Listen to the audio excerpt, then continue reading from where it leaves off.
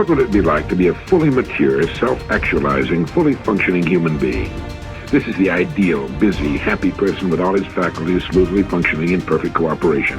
No wars going on inside, no hang-ups, no neuroses. The ideal productive person.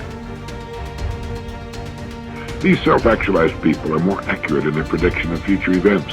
They see more fully, and their judgment extends to an understanding of art, music, politics, and philosophy. Yet they have a kind of humility, the ability to listen carefully to others, to admit they don't know everything, and that others can teach them. It's so important for you and me to be stretched beyond where we are. It's too easy to just comfortably sit and stop growing. It often doesn't seem to be that necessary to make the push, to make the effort to learn and to grow and to challenge yourself. But let me give you something to think about. The last few years of the 20th century are going to demand a lot more mental vigor and mental activity.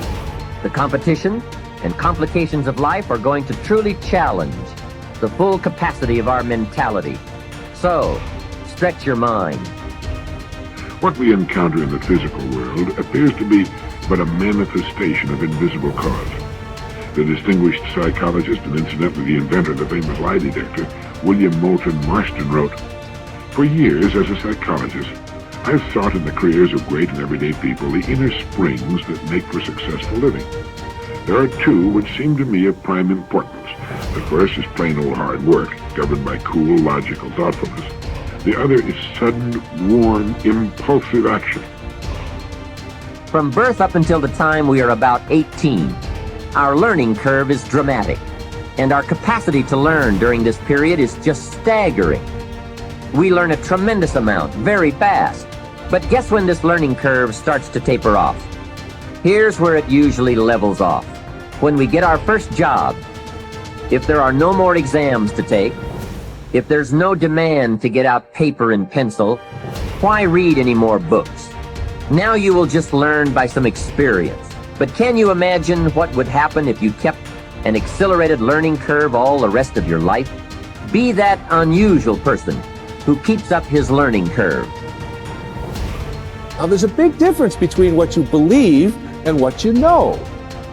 Everything that you know is something that you have made conscious contact with.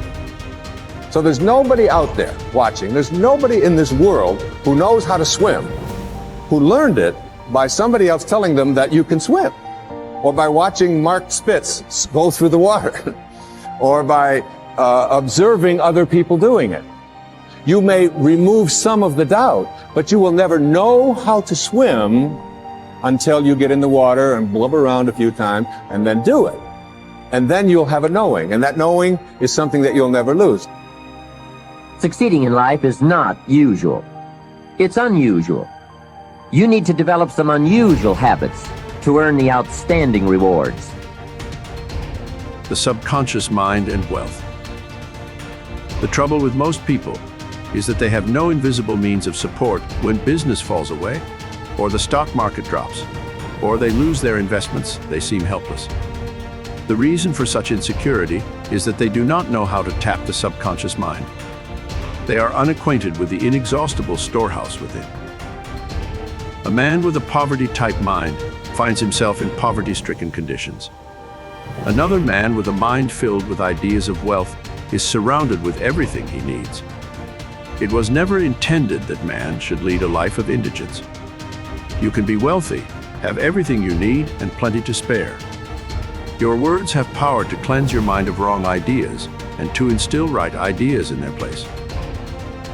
I have talked to many people during the past 35 years. Their usual complaint is, "I have said for weeks and months that I am wealthy. I am prosperous, and nothing has happened." I discovered that when they said, "I am prosperous, I am wealthy," they felt within that they were lying to themselves. One man told me, "I have affirmed until I am tired that I am prosperous. Things are now worse. I knew when I made the statement that it was obviously not true." His statements and those of the others were rejected by the conscious mind, and the very opposite of what they affirmed and claimed was made manifest. Autosuggestion succeeds best when it is specific. and it does not produce a mental conflict or argument. Hence, the statements made by this man made matters worse, because they suggested his lack. The subconscious accepts only your convictions and beliefs, not just words or statements. The dominant idea or belief is always accepted by the subconscious mind. The following is a way to overcome this conflict for those who have this difficulty. Make this practical statement frequently, particularly prior to sleep. By day and by night, I am being prospered in all of my interests. This will not arouse any argument, because it does not contradict the subconscious mind's impression of financial lack. I suggested to one businessman whose sales were very low, and he was greatly worried, that he sit down in his office, get quiet, and repeat this statement over and over again. My sales are improving every day. I am advancing, progressing, and getting wealthier every day. This statement engaged the cooperation of the conscious and subconscious mind. Results followed. The above is a very simple, unique way of impressing the subconscious mind with the idea of wealth. Perhaps you are saying as you read this chapter, I need wealth and success. This is what you do. Repeat for about 5 minutes to yourself, 3 or 4 times a day. Wealth, success. These words have tremendous power. They represent the inner power of the subconscious mind. Anchor your mind on this substantial power within you. Then conditions and circumstances corresponding to their nature and quality will manifest in your life. You are not saying, I am a success, or I am wealthy. You are dwelling on real powers within you. There is no conflict in the mind when you say, wealth or success. Furthermore, the feeling of wealth and success will well up within you as you dwell upon these ideas. The feeling of wealth produces wealth.